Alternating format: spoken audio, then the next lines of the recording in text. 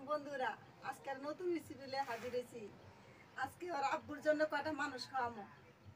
ওর আব্বু অসুস্থ ছিল তো, আর বুকে সারাক্ষণ খালি ব্যথা করতো। আল্লাহ বলছি কেন যে কিন্তু ভালো জায়গা ব্যথাটা কমে জায়গা, তাইলে কয়টা মানুষ খাওয়া দেয়। তাই যে কিছু লয়ে বইছি, কয়টা মানুষ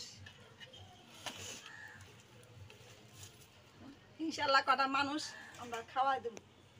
পাশে থাকি না, আমরা লাগিয়েছিলাম পাকাইতেছি। 2 কেজি পোলা চাল নিছি, 2টা মুরগি নিছি, আর তেল, বিরিয়ানি মশলা, দুধ,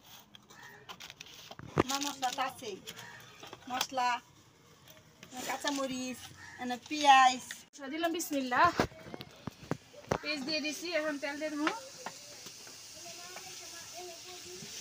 তেল দিয়া পেঁয়াজটি ভালো করে আনায়া গরম মশলা দিয়ে মাংসগুলো কষাবো।